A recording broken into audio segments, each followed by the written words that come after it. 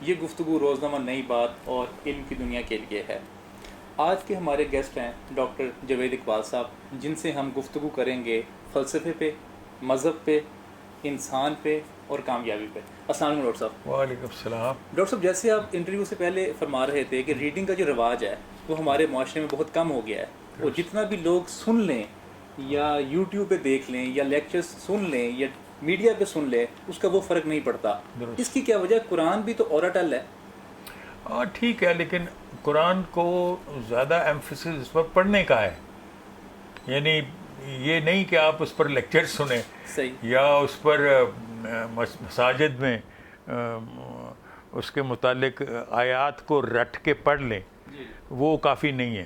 مطلب تو یہ ہے کہ وہ اس پر آپ اس کو پڑھیں، خاص طور پہ رمضان میں تو ضروری ہے کہ جو تراویح نہیں پڑھتے تو اگر گھر میں بیٹھے ہیں تو کم از کم میری طرح ایک سپارہ روز پڑھا کریں، تاکہ وہ رمضان کے ایام میں آپ کو ایک طرح سے ہر سال وہ ریفریش ہو جائے۔ ڈاکٹر صاحب، میں فرق جاننا چاہ رہا ہوں، کیونکہ ریڈنگ سے بھی انفارمیشن ملتی ہے اور ساؤنڈ سے بھی انفارمیشن ملتی ہے۔ نہیں، تو فرق کیا ہوا؟ ریڈنگ میں فرق یہ ہے کہ آپ اس کی اپنی نگاہوں سے جو چیز گزرتی ہے جی جی، اس کا ایفیکٹ اور طرح کا ہوتا ہے بنسبت جو کان سے سنتے ہیں۔ ٹھیک ہے۔ تو اب اس میں بھی جو آپ کو جو آپ کی کہہ لیجئے آگاہی کے ذرائع جو قدرت کی طرف سے آپ کو ودیت کیے گئے ہیں، اس میں نیچرلی ایک کان سے سننا ہے، ایک آنکھ سے دیکھنا ہے، ایک چکھنا ہے۔ جی، تو اسی قسم کے وہ ذرائع ہیں، لیکن ان ذرائع میں سے سب سے اہم جو ذریعہ ہے وہ نگاہ ہے، آنکھ۔ نگاہ۔ ہاں، ٹھیک۔ تو آنکھ کا جو دیکھ سکنا ہے، یہ درست ہے کہ غلطی کا امکان سارے ان ذرائع جو آپ کو ملے ہوئے ہیں ان میں ہے۔ مثلا آنکھ کے ذریعے اگر آپ ایک چھڑی کو پانی میں ڈوبا ہوا دیکھیں گے تو وہ ٹیڑھی میڑھی نظر آئے گی، بالکل صحیح۔ باہر نکال کے دیکھیں گی تو ممکن ہے سیدھی ہو۔ جی جی، تو اس کا مطلب ہے آنکھ بھی آپ کو دھوکہ دے سکتی ہے۔ جس طرح ریگستان میں سیراب جو ہے، سیراب بھی ایک طرح سے آنکھ کی، اور پھر اس کے علاوہ بھی آپ کو آسمان پر جب دیکھتے ہیں ایک زیادہ روشن ستارہ جو کہ ممکن ہے زیادہ دور ہو، وہ آپ کو زیادہ نزدیک نظر آئے گا بنسبت اس ستارے کے جو کم روشن ہے۔ تو آنکھ کے بھی متعلق آپ وثوق سے نہیں کہہ سکتے کہ یہ ریلائبل ہے، صحیح، لیکن اس کے باوجود باقی شعبوں سے کان کا تو یہ کام ہے کہ آپ جو بھی سنتے ہیں وہ تو ویوز ہیں، ہوا میں وہ ایک طرح سے ویوز ہیں جو آپ کے کانوں تک پہنچتی ہیں، اس میں غلطی کا زیادہ امکان ہے۔ اچھا ڈاکٹر صاحب، آپ ملا کے جو ہے نا کافی خلاف رہے ہیں، آپ کی گفتگو سے ملا کے لیے جو ہے نا ایک بڑی ایک شدید رویہ آپ کی طرف سے آتا ہے۔ وہ میرا رویہ نہیں، وہ میرے والد کا رویہ ہے۔ اچھا، دراصل وہ میرا، آپ کہہ سکتے ہیں کہ مجھے ایک طرح سے یہ میراث ملی۔ تو انہوں نے تو جو الفاظ بعض استعمال کیے ہیں، خاص طور پر جاوید نامے میں، کیونکہ وہ فارسی میں ہیں اور ہمارے ملا حضرات تو فارسی کو زیادہ جانتے نہیں، وہ بہت ہی سخت ہیں، اور جو فارسی پڑھنے والے ہیں ان کو معلوم ہے کہ وہ الفاظ کس طرح کے انہوں نے ادا کیے ہوئے۔ لیکن apparently what I mean by ملا، اصل میں علامہ ہی نے یہ فرما رکھا ہے کہ ہمارے زوال کا باعث تین ملا کے علاوہ ایک تو بادشاہت ہے جس کو ملوکیت کہتے ہیں، اور پھر اس کے ساتھ خانقاہیت بھی ہے۔ اچھا، یعنی مطلب ہے علامہ اقبال کے نزدیک ہمارے زوال کا باعث تین چیزیں ہیں جو ہماری تاریخ کا بڑا عملی حصہ ہیں۔ ایک تو ملوکیت ہے جس کی وجہ سے مسلمان جو ہیں وہ شہری ہونے کی بجائے رعایا بن گئے، بالکل صحیح، اور یہاں تک حالت ہوئی کہ جب وقت خلیفے کا حکم آتا تھا عباسی خلیفے کا، تو وہ کفن پہن کے جاتے تھے کہ پتہ نہیں اس میں موت کا پیغام ہے۔ تو یہ صورت ہو گئی تھی، یعنی کوئی حقیقت ہی نہیں رہی تھی شہریوں کی، جو حضرت عمر کے زمانے میں تو ان کا گریبان بھی پکڑ لیتے تھے، اور وہ صورت نہیں تھی۔ تو اس کا مطلب یہ ہے کہ ایک تو ملوکیت، دوسری ملائیت سے علامہ کی مراد یہ ہے کہ جس وقت بانجھپن ہو جائے ہمارے علماء میں، کوئی ان کی اجتہادی سوچ نہ رہے، یعنی جو کریٹو تھنکنگ نہ کر سکے۔ اس میں بھی علامہ اقبال کا ایک شعر ہے اس میں جاوید نامے ہی میں، جس میں وہ خدا کے سامنے کھڑے ہوتے ہیں اور خدا کے منہ سے کہلواتے ہیں کہ ہمارے نزدیک جو شخص بھی تخلیقی سوچ نہیں رکھتا یا جس کی سوچ تخلیقی نہیں ہے وہ اصل کافر اور منافق ہے. صحیح. اس نے چاہے مسلمان کے گھر میں چاہے مسلمان ہی کے متعلق ہے کہ وہ اصل کافر اور منافق ہے جس نے ہمارے حسن میں سے اپنا حصہ نہیں لیا, ہمارے جمال میں سے اپنا حصہ نہیں لیا, اور جس نے زندگانی کے درخت کا جو پھل ہے وہ نہیں کھایا, وہ اس سے محروم رہا. ڈاکٹر صاحب یہ دیکھنے میں آیا ہے کہ جو تھرڈ ریٹڈ اسٹوڈنٹس ہوتے ہیں وہ مذہب کی طرف جاتے ہیں بالکل مدارس میں.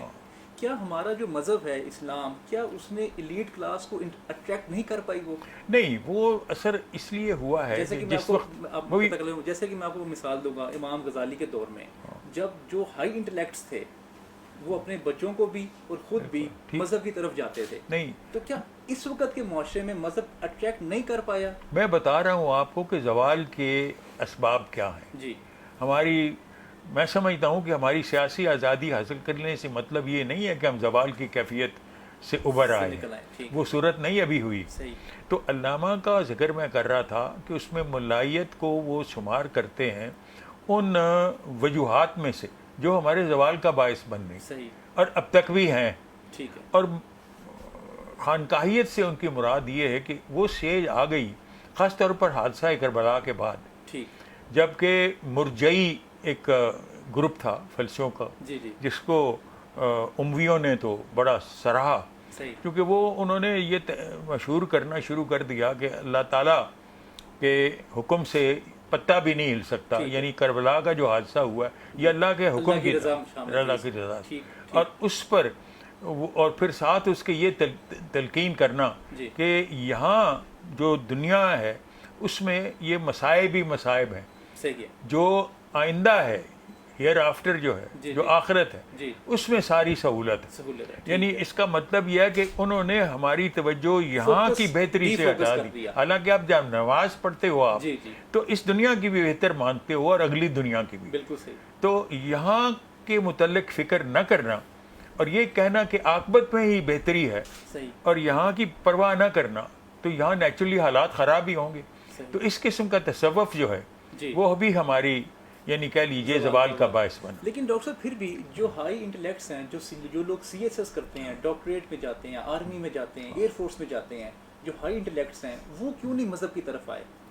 وہ اس وجہ سے کہ آج کل کے زمانے میں کم از کم مغربی جو کہہ لیجئے سوچ ہے اس کی مقبولیت کی وجہ سے ہر شخص ہمارا اس کا مطلب فیل ہو گیا نا, اٹریکٹ نہیں کر پایا. آپ کہہ سکتے ہو کیونکہ آج کل وہ مذاہب کا وہ گرفت نہیں ہے انسان پر جو کہہ لیجئے مڈل ایجز میں تھی. وہ دراصل یورپ میں بھی یہ جو تبدیلی آئی ہے, جو اس وقت جو آپ کا چہرہ یورپ کا مڑا ہوا ہے مذہب سے, اس کے بھی جو وجوہات ہیں وہ 3 ہیں علامہ اقبال کے نزدیک. ایک وجہ تو یہ ہے کہ ان کے ہاں سب سے پہلے تو پروٹسٹنٹ تحریک مارٹن لوتھر کی ہے. یہ تحریک کا نام ہی, یہ کرسچینٹی جو ہے احتجاجی مسیحیت ہے. جو پروٹسٹنٹ کرسچنز ہیں وہ احتجاجی تحریک کا نتیجہ ہے. جو اصل کرسچینٹی ہے وہ کیتھولسزم ہے, اور کیتھولک جو ہے وہ ہمارے اسی طرح ان کا گروپ ہے جس طرح ہماری تقلیدی سوچ ہے, وہ اس سے آگے نہیں ہٹتے. لیکن کرسچینٹی میں اجتہاد کا کوئی پروویژن نہیں, اسی سبب ان کو اس سے علیحدگی اختیار کرنی پڑی. سو اجتہادی کرسچینٹی ہی ایک طرح سے پروٹسٹنٹزم ہے. اسی طرح ہمارے ہاں جو ایمفیسس اجتہاد پر تھا شروع میں وہ نہیں رہا, تقلید ہو گئی. جو ملوکیت یا بانجھپن آ گیا ہمارے علماء میں تو پھر تقلید پر زور دیا گیا, اور تقلید کا نتیجہ یہ ہے جو اس وقت ہم سفر کر رہے ہیں. ڈاکٹر صاحب آپ کی نزدیک کامیابی کیا ہے؟ کامیابی تو یہی ہے کہ آپ اپنی سوچ جو ہے اس کو اوریجنل کریں. ہمارے نوجوانوں کو خواہ وہ عقیدہ کے ساتھ ان کو منسلک ہوں یا نہ ہوں, سوچ جو ہے وہ اجتہادی ہونی چاہیے, وہ یعنی کہہ لیجئے تخلیقی ہونے چاہیے. اور ان کو ان چیزوں کو جو ہم چھوڑ چکے ہیں جن میں مغرب آگے چلا گیا ہے ان پر ایمفیسس کرنا چاہیے, چونکہ اسلام جو ہے وہ جو حقائق کی دنیا ہے یا مادی دنیا ہے اس کو بھی تسلیم کرتا ہے حقیقت کے طور پر. لہٰذا سائنس کی تعلیم، ٹیکنالوجی کی تعلیم جو ہے وہ آپ پر فرض ہے، وہ ایک طرح کی عبادت ہے بقول اقبال. یعنی نیچر کو سمجھنا، کائنات کو سمجھنا، یہ ایک طرح کی عبادت ہے. سو سائنسدان بھی ایک طرح کا کہہ لیجئے وہ بھی عبادت ہی کرتا ہے. ٹھیک ہے. اچھا، فرات اور دجلہ کے درمیان جو ریاستیں قائم تھی اس میں انٹلیکٹ لیول جو تھا مسلمانوں کا بہت زیادہ تھا. کیا وہ مسلمان اپنی مارکیٹنگ کرنے میں ناکام رہے کہ سارا کا سارا جو اس وقت جو علم کا جو منبع سمجھا جاتا ہے وہ یورپ اور امریکہ ہے، وہ اس چیز کو کیوں تسلسل نہیں کر پائے؟ تسلسل اس لیے نہیں کر پائے کہ جس وقت زوال آتا ہے کسی قوم پر تو اس میں ایسی کیفیات پیدا ہو جاتی ہیں. اور یہ کوئی ایسی قوم آج تک دنیا میں نہیں ہوئی کیونکہ زوال پذیر نہیں ہوئی، اور وہ حقیقت ہے. اب آپ یہ دعویٰ کرتے ہیں کہ قرآن جو ہے یہ اللہ کی آخری کتاب ہے. اچھا، اب اس سے پیشتر جو کتابیں آئی ہیں اس پہ جو بھی ان کے کہہ لیجئے وہ حافظ ہوتے رہے ہیں، جو بھی ان کے وفادار تھے ان کتابوں سے، اب دیکھیں وہ کتابیں بھی تو باقی نہیں رہی. اب یہ دیکھیں جہاں تک سامی مذہب کا تعلق، دیکھیے مذہب کی دو کیٹیگریز ہیں، ایک سرنامی ہے، ایک سامی ہے. سامی مذہب وہ ہیں جن کا تعلق کہہ لیجئے سیمیٹک مذہب سے، اس میں تو آ جاتی ہے یہودیت، کرسچینٹی. ان کو الہامی کہا جا سکتا ہے. الہامی، ہاں، یعنی ان کو سامی کہتے ہیں. الہامی تو سارے ہی ہیں. صحیح ہے. الہامی تو مطلب زرتشت بھی تو کہتا تھا کہ مجھے الہام ہوتا ہے، اور زرتشت کا بہت سا اثر ہے ان مذاہب پر جو کہ سامی. ان کے ہاں جو وہ آتش پرست نہیں ہے. ٹھیک ہے. وہ کہتے ہیں کہ جو 4 عنصر ہیں جن کی سبب کائنات وجود میں آئی ہے، وہ 4 جو ہیں عنصر، وہ ہے ہوا، زمین اور آگ اور پانی. یہ 4 عنصر ہیں جن سے ساری کائنات تخلیق. بالکل صحیح. اچھا، اب ان میں کہتے ہیں کہ کائنات تخلیق خدا ہے واحد نے ہی کی ہے. صحیح. یہ میں زرتشتیوں کا مذہب بتا رہا ہوں جن کو پارسی کہتے ہیں. وہ کہتے ہیں کہ ہماری جو آگ کو جھکنا ہے آگ کے سامنے، وہ آگ ہی صرف ایک ایسا عنصر ہے کائنات میں جو اوپر کی طرف اشارہ کرتا ہے، جو نہیں، جو اشارہ آسمان کی طرف کرتا، خدا کی طرف کرتا. تو they worship not fire, they worship their God, but اس کا اشارہ بنا لیتے ہیں وہ ان کا کعبہ ہے. بالکل صحیح. ایک طرح سے. صحیح. تو اس کو ہم ان کو آتش پرست کہتے ہیں. بہرحال ہر ایک جو عقیدہ ہے، اب خواہ وہ ہندوازم ہو، خواہ وہ بدھزم ہو، قرآن مجید میں بھی اللہ تعالیٰ رسول اللہ صلی اللہ علیہ وسلم سے کہتے ہیں کہ آپ سے پہلے بھی بہت سے نبی ہو گزرے ہیں، بعض کے نام آپ کو بتائیں، بعض کے نہیں بتائے. اب وہ کون ہے؟ ہو از بدھا، ہو از کرشنا، یہ لوگ کون ہیں؟ ہو از زرتشت. یہ سارے جو سرنامی کہہ لیجئے پیغمبر، آپ انہیں نہ تسلیم کریں، لیکن جو بھی یہ شخصیات ہیں یہ ان میں کچھ نہ کچھ تو ایسی یعنی چیز تھی جن کی وجہ سے انسان جو ہے ان کی طرف راغب ہوا. بالکل صحیح. اچھا، خدا کا تصور کیا ہے آپ کے نزدیک؟ خدا کا تصور تو علامہ اقبال کے ہاں جو کم از کم میں نے سمجھنے کی کوشش کی ہے وہ خود ہی ہے. ٹھیک ہے. علامہ اقبال پوچھتے ہیں جاوید نامے میں ہی برتری ہری سے، جو کہ ایک سنسکرت کا شاعر ہے، بڑا بھاری شاعر ہے. تو اس سے پوچھتے ہیں کہ اے ہری برتری، ہمیں بتاؤ کہ شاعر کا شعر جو ہے وہ خدا کی طرف سے آتا ہے یا اس کی اپنی خود ہی ہے؟ تو وہ کہتا ہے کہ آج تک خدا کو بھی معلوم نہیں کہ شاعر کا مقام کیا ہے. صحیح. چونکہ ایک ولی اور ایک پیغمبر تو خدا کو دیکھ کے مطمئن ہو جاتا ہے، یہ دونوں حالتوں میں مطمئن ہی نہیں ہوتا. صحیح. یعنی مطلب ہے نہ یہ فراق میں خوش ہے اور نہ وصال میں. تو شاعر کا مقام ایک طرح سے علامہ اقبال ولی اور پیغمبر سے بھی بلند کر دیتے ہیں. بالکل صحیح ہے. کہ اس کو اللہ تعالیٰ کی یہ کیفیت ہے کہ یہ اور پھر اس کے بعد جاوید نامے میں ہی وہ جو 3 ارواح ہیں شاعر، غالب اور قرۃ العین طاہرہ اور تیسرے منصور حلاج، یہ تینوں شخصیات کو بہشت آفر کی جاتی ہے خدا کی طرف سے. وہ اس تعطیل کو قبول نہیں کرتے. ڈاکٹر صاحب، یہ جو سوچ ہے یہ ان سائڈ آؤٹ ہے یا آؤٹ سائڈ ان ہے؟ دونوں چیزیں ہیں. اچھا دونوں چیزیں ہیں. چونکہ ایک تو یہ ہے کہ علامہ اقبال کی اپنی زندگی میں بعض اوقات ان کو شعر کی کیفیت جس وقت طاری ہوتی تھی تو وہ اس طرح سے ایسے ہوتا تھا جیسے بارش ہو رہی ہے, وہ لکھ ہی نہیں پا سکتے تھے. ٹھیک ہے, یہ مطلب صرف علامہ ہی کی کیفیت نہیں, ورڈز اتنے زیادہ تھے کہ وہ لکھے نہیں جاتے تھے. یعنی اتنا تسلسل اور اتنا یکدم جیسے کوئی بارش ہو رہی ہو, اس طرح کی کیفیت ہو, جیسے ایک بالٹی جو ہے وہ کوئی پانی کی کسی کے اوپر ڈالتا ہے. اور اس کے کئی مثالیں ہیں ان کی اپنی زندگی میں. ایک دفعہ محمد بن تاثیر ان کے پاس بیٹھے ہوئے تھے اور ایک رسالہ یہاں پر نکلا, کوئی اس کے لیے آئے اور کہنے لگے جی یہ نیا رسالہ ہم نے نکالا ہے اور اس کی آپ سے غزل لے کے جانی. تو وہ ایک علامہ نے کہا کہ بھئی میں تو ابھی جاوید نامہ لکھ کے فارغ ہوا ہوں, فارسی کا کلام لکھا ہے, اور فارسی کے اشعار لکھنے کے بعد اردو میں شعر کہنا میرے لیے اسی طرح ہے جیسے مرمر کی عمارت بنانے کے بعد گارے کی عمارت بناؤ. مجھ سے اردو میں آپ شعر نہیں کہا جاتا. تو کہنے لگے جی ہم نے تو غزل لے کے جانی. تو پھر بڑا مجبور جب کیا تو انہوں نے کہا اچھا تم کچھ اپنی کوئی چیز سناؤ تاکہ اس سے مجھے تحریک ہو. تو انہوں نے اپنی وہ معروف جو ان کی نظم ہے جس میں وہ کہتے ہیں زلف آوارہ غریباں چاک اے مرد شباب تیری صورت سے تجھے درداش نہ سمجھا تھا میں. تو اس پہ علامہ صاحب کی وہ غزل ہے کہ دابر محشر کو اپنا رازداں سمجھا تھا میں, بہشت میں جانے سے میری بڑی رسوائی ہوئی, میں نے تو سمجھا تھا کہ وہ میرا رازدان ہے اور مجھے جانے دے گا اندر, لیکن اس نے ہی میری مخبری کر دی. تو وہ ساری کہنے لگے کہ وہ لکھا ہوا ہے اس نے تاثیر صاحب نے اپنے مضمون میں کہ شعروں کی ایسی بہتات تھی کہ میں لکھتا جاتا تھا اور مجھ سے لکھا نہیں جاتا تھا اور شعر آ جاتا تھا اگلا شعر. اور کہنے لگے کہ یہ کیفیت اسی طرح طاری رہی عطا کہ علامہ بستر پر لیٹے ہوئے تھے, بیٹھ کے اپنی دونوں انگلیاں اٹھا کے تو ہی اسٹارٹڈ ڈانسنگ. اور اتنے دیر میں نوکر آ کے کہنے لگا کہ جی صاحب کو ملنے آ گیا تو وہ مخل ہو گیا, اس لیے وہ سلسلہ بند ہو. نہیں تو پیرنٹلی تو سلسلہ اسی طرح تھا جیسے وہی ہے.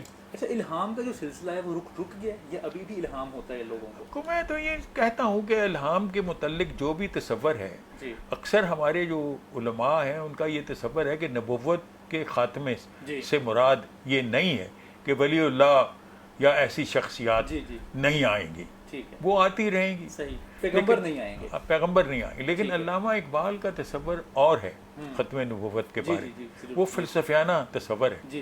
وہ کہتے ہیں کہ یہ نبوت کا نہ آنا اور مذہبی پیشوائیت کا اسلام میں نہ ہونا اور وہ اس سے اور ملوکیت کا نہ ہونا, وہ اس سے تصور یہ پیدا کرتے ہیں کہ قرآن کا نزول اس وقت ہوا جس وقت ہیومن انٹلیکٹ جو تھا جس کو عقل استقرائی کہتے ہیں وہ اتنا میچور ہو گیا تھا کہ نبیوں کی ضرورت نہیں رہی.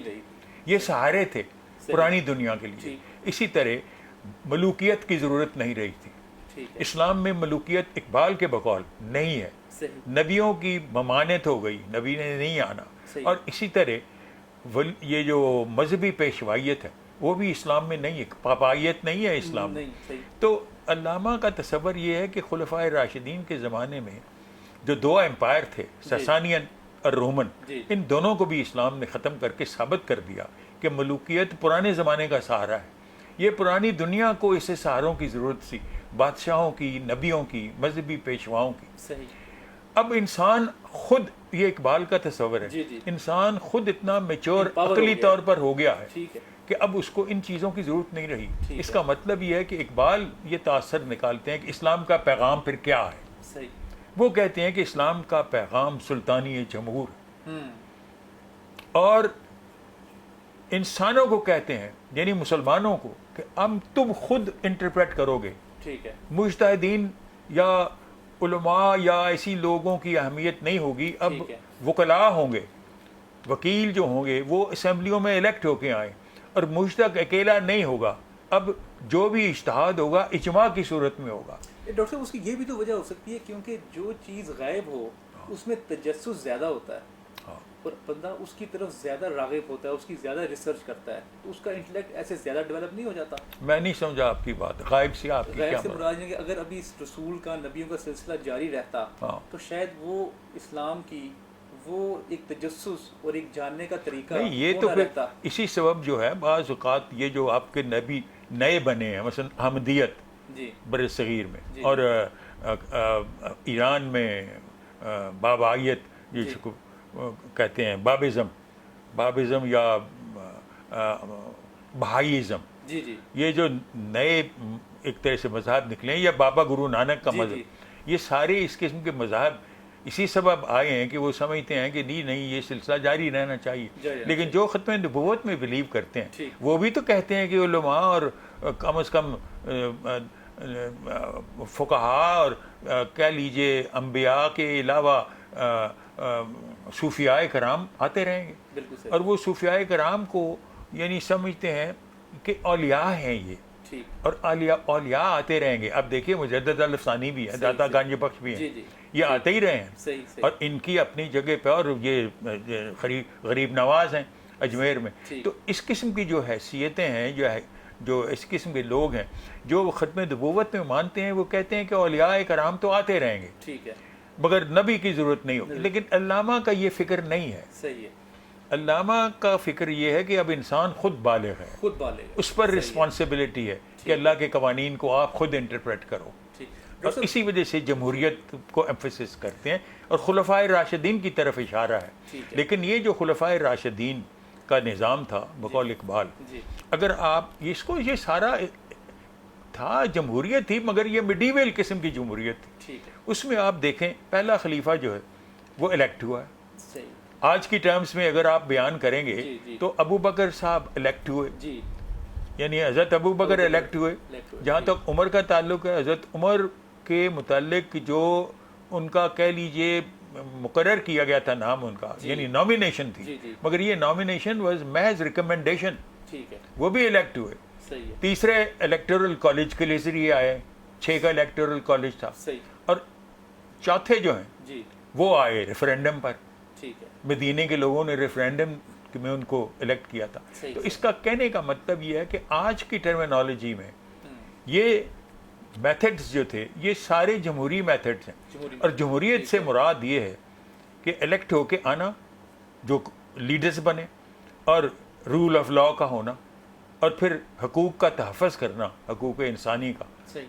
اور یہ بنیادی چیزیں ہیں جو علامہ اقبال سمجھتے ہیں کہ ان کا تعلق ہی اسلام سے ہے، نہ کہ خود اپنے آپ کو نومینیٹ کروانا اور اپنے جگہ جگہ بیان کروانے. بالکل یہ نہیں طریقہ. یعنی جیسے یزید ہوا، لوگ کہیں آپ کو کہ آپ ہماری سربراہی، جب معاویہ نے یزید کو نومینیٹ کیا تھا تو کا گورنر مروان بن کے مدینے میں آیا، اور وہ کہنے لگا کہ معاویہ نے تو امیر معاویہ نے اپنے بیٹے یزید کو اسی طرح نامزد کیا ہے جیسے حضرت ابو بکر نے حضرت عمر کو نامزد کیا.